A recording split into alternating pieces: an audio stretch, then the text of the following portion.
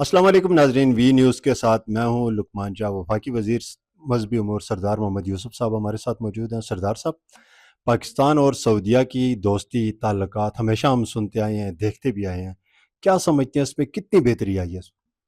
بسم اللہ الرحمن الرحیم۔ جس طرح کہ آپ کو پہلے ہی پتہ ہے کہ پاکستان اور سعودیہ کی دوستی یہ بہت پرانی اور پائیدار دوستی ہے اور برادرانہ تعلقات ہیں، اور جو ایک عقیدے کے لحاظ سے بھی ہمارا جو ہے سعودی عرب کے ساتھ، سعودی حرمین شریفین کے ساتھ جو ایک لگاؤ ہے اور عقیدت ہے، وہ تو لازوال ہے، ہمیشہ رہے گی انشاءاللہ۔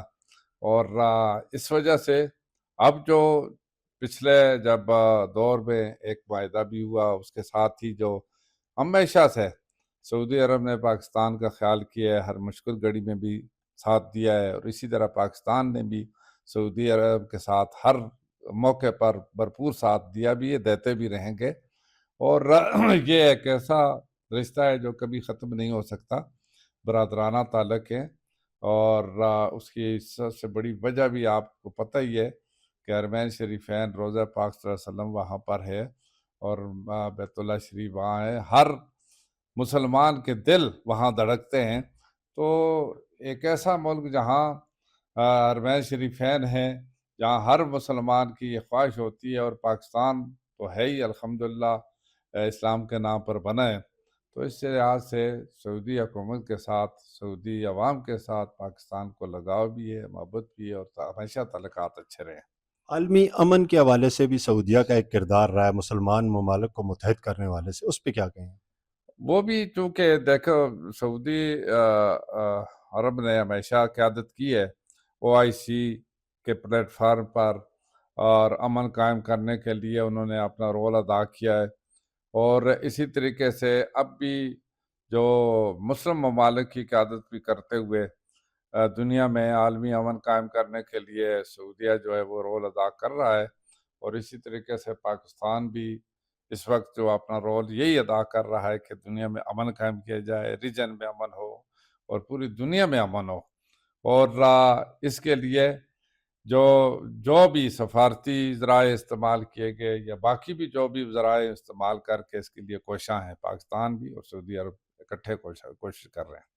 پاکستان اور سعودی عرب کے مابین ایک دفاعی معاہدہ پہلے بھی تھا، لیکن اب اعلانیہ ایک دفاعی معاہدہ ہے، اس کے اثرات کیا ہوں گے؟ اس کے اثرات بڑے اچھے ہوں گے۔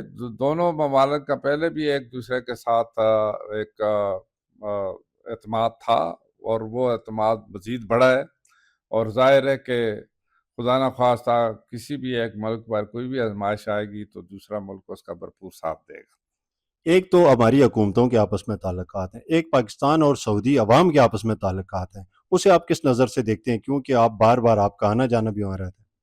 جی، جس طرح عوام کے ساتھ تعلقات ہیں، وہ بھی ایک ایمان کے رشتوں پر مبنی تعلقات ہیں۔